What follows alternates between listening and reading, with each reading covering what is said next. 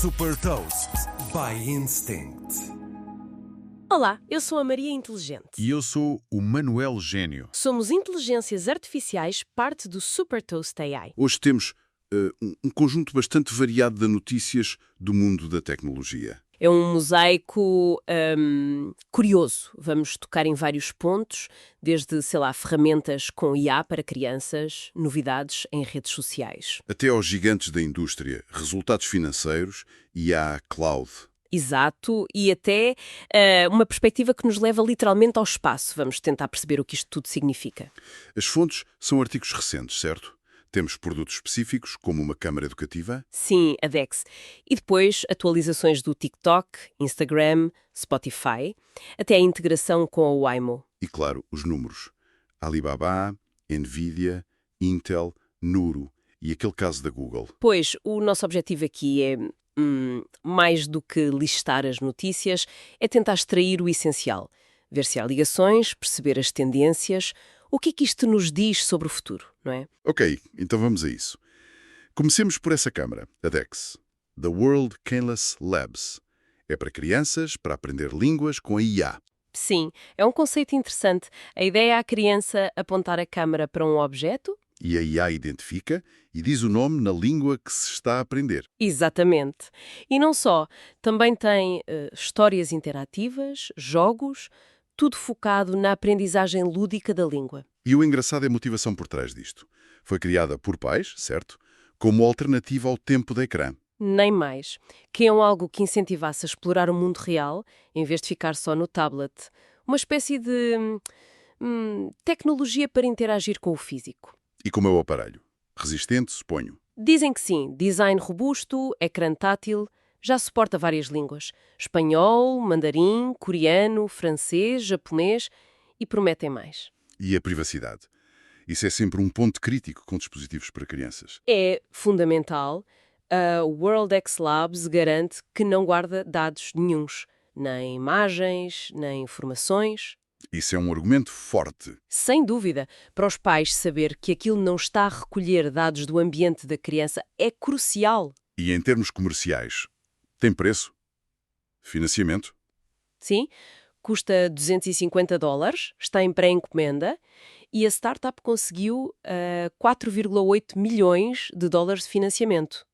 Mostra que há interesse neste tipo de EdTech. É uma abordagem interessante. Usar a IA em objetos do dia-a-dia para a educação. Uma resposta a essa preocupação do tempo de ecrã.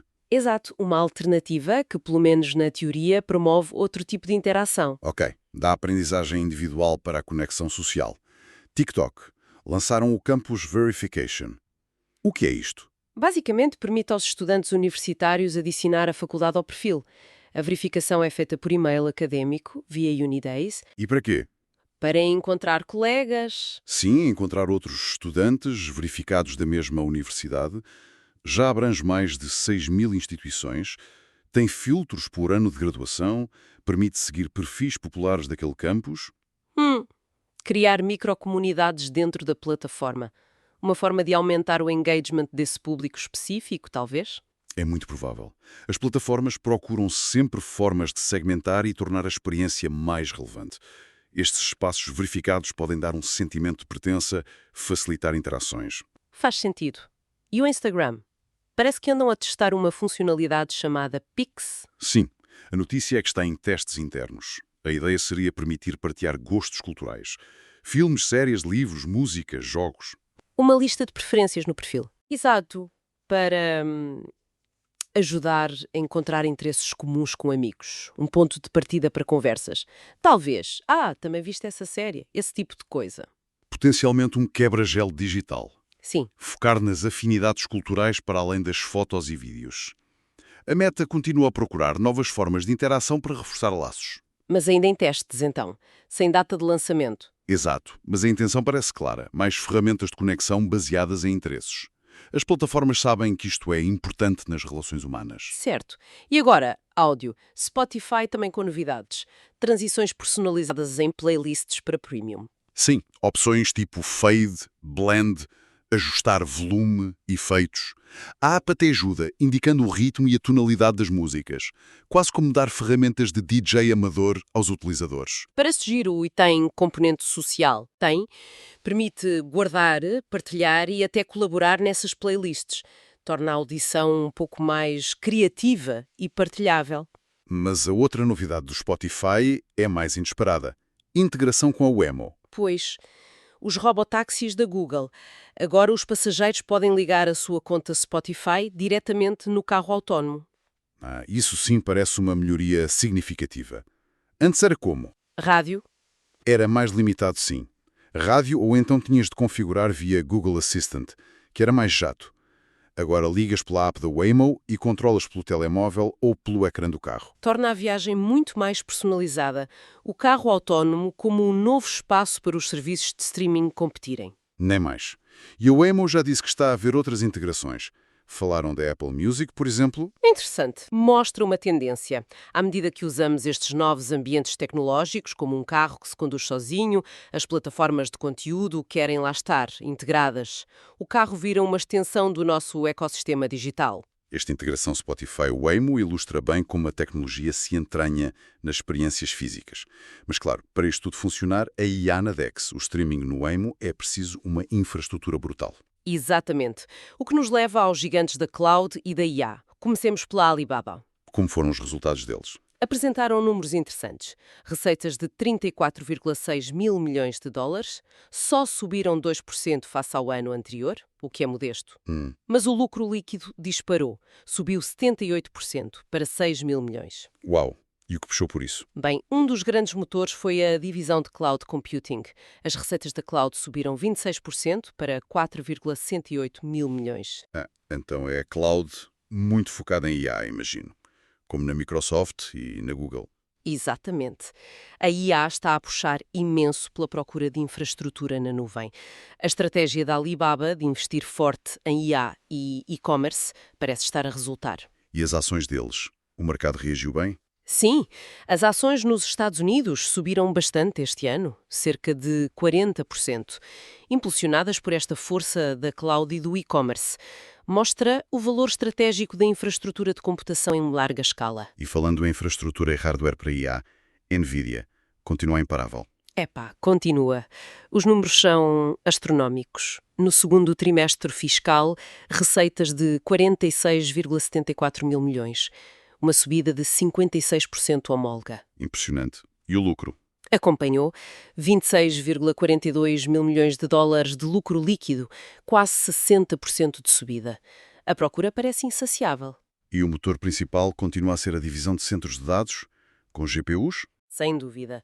Faturou 41,1 mil milhões. Foi uma subida de 56%. Ficou um bocadinho abaixo das previsões dos analistas, mas continua a ser, o coração da empresa. E os novos chips Blackwell já estão a ter impacto. Ouvi falar muito deles. Estão, sim. As vendas dos produtos Blackwell subiram 17% face ao trimestre anterior.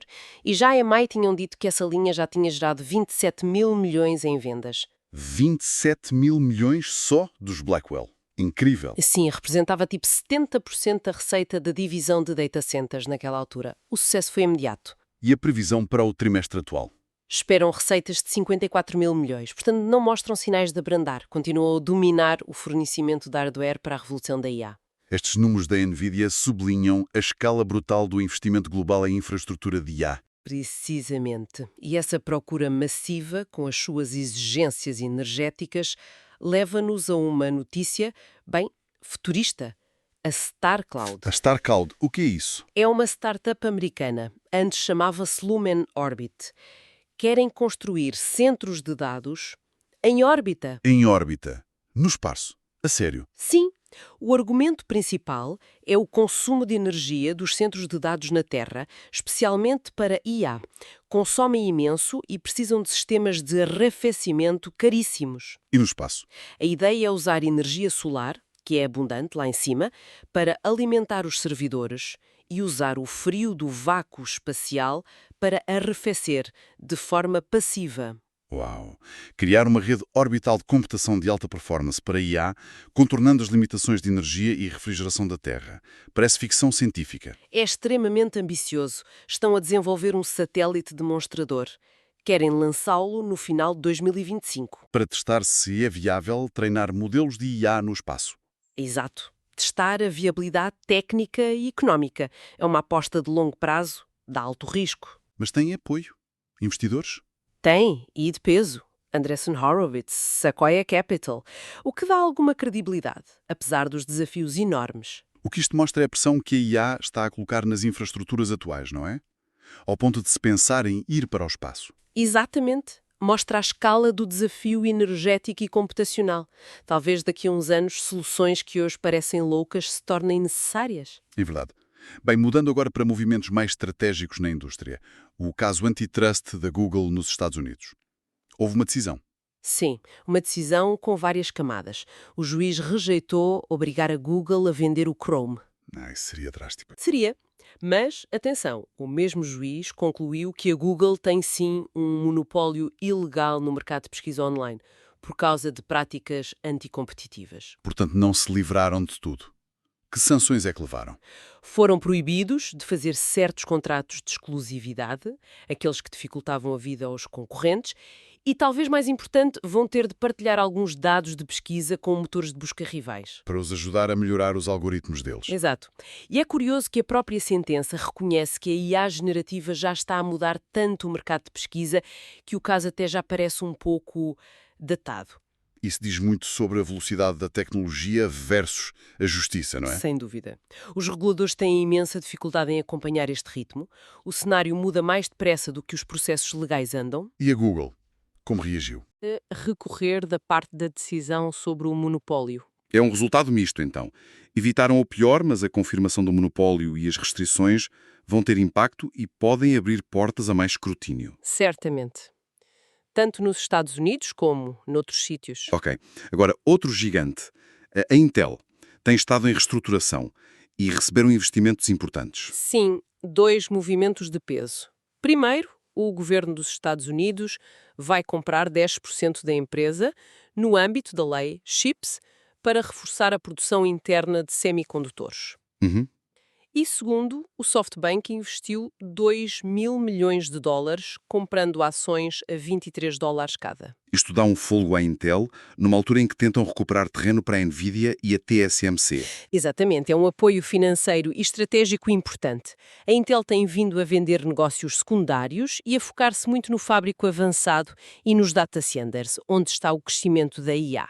Estes investimentos ajudam a financiar essa viragem e as novas fábricas que são caríssimas. Isto mostra a importância geoestratégica dos semicondutores, com os governos a intervir e a competição brutal no setor. Nem mais. A Intel está numa aposta de recuperação de longo prazo.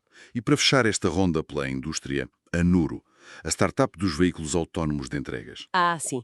A Nuro, fundada por ex-engenheiros da Google, ficaram conhecidos por aqueles veículos pequeninos, sem condutor, para transportar coisas. Tiveram parcerias com o Walmart, Domino's. Mas parece que estão a mudar de estratégia. As notícias indicam que sim. Parece que o foco agora é menos em operar um serviço de entregas completo Sim. e mais em fornecer a tecnologia. Exato.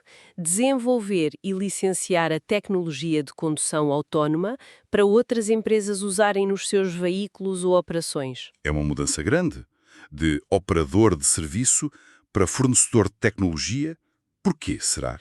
Pode ser muita coisa. Escalar um serviço de entregas autónomas é super complexo e caro. Logística, manutenção, regulação. Vender a tecnologia pode ser um caminho mais rápido para a rentabilidade ou exigir menos capital. Talvez tenham percebido que a força deles é mesmo a tecnologia autónoma. Pode ser isso. E, curiosamente, a Nvidia entrou na última ronda de financiamento deles. A Nvidia outra vez. Sim, participou na série E da Nuro, que levantou 203 milhões. Outros investidores incluem a Uber, o que também faz sentido. O interesse da Nvidia na autonomia vai muito além dos data centers, pelos vistos. Querem estar em toda a cadeia de valor da autonomia robótica. Financeiramente, a Nuro já levantou 2,3 mil milhões no total, mas a avaliação nesta ronda desceu. Desceu. De quanto para quanto? Foi avaliada em 6 mil milhões, quando em 2021 tinha sido 8,6 mil milhões. Isso é reflexo do mercado de capital de risco que arrefeceu ou é algo específico das entregas autónomas? Provavelmente uma mistura. Houve uma correção geral nas avaliações das startups. E a verdade é que a autonomia total, seja para passageiros ou entregas, tem sido mais difícil e demorada do que se pensava. A mudança da NUR pode ser uma adaptação pragmática a isso. Percebo. Bem, demos uma volta completa. Se tivéssemos que resumir as ideias-chave. Vimos, acho eu, dois grandes eixos. Por um lado, a inovação que mexe diretamente com o utilizador. A IA para aprender brincando com a DeX. A busca por conexões mais profundas nas redes sociais como TikTok e Instagram. E o entretenimento digital é entrar nas nossas experiências físicas, como o Spotify nos carros da Waymo. E por outro lado, a força brutal da IA e da cloud como motores económicos. Os resultados da Alibaba e, sobretudo da Nvidia, mostram que a infraestrutura para esta era é um negócio gigante. Tão gigante que as exigências energéticas e computacionais já levam a pensar em soluções como a Star Cloud no espaço. E no meio disto, os movimentos estratégicos. A Intel a lutar para voltar ao topo dos chips com a ajuda do governo. As consequências legais para a Google no mercado que não para de mudar e até startups como a Nuro a terem de repensar o seu modelo de negócio de raiz. Que nos leva a uma reflexão final, talvez. Vimos a Star Cloud a querer ir para o espaço para resolver problemas de infraestrutura na Terra e a Nuro a mudar de fazer o produto final para fornecer a tecnologia base. Será que a próxima grande onda de inovação vai estar mais escondida nestas jogadas de infraestrutura profunda? Quer dizer, será que o foco vai passar a ser resolver os grandes desafios energéticos, computacionais, de implementação, talvez até em sítios inesperados, como o espaço, ou com modelos de negócio diferentes, para depois permitir que as aplicações de IA e outras tecnologias floresçam? Ou será que a inovação que vemos e que atrai mais investimento vai continuar a ser a que toca diretamente o utilizador? Novas redes sociais, assistentes mais espertos, entretenimento mais imersivo. É uma boa pergunta. Fica em aberto, mas as notícias de hoje sugerem que as fundações tecnológicas estão a mexer-se tanto ou mais do que aquilo que vemos à superfície.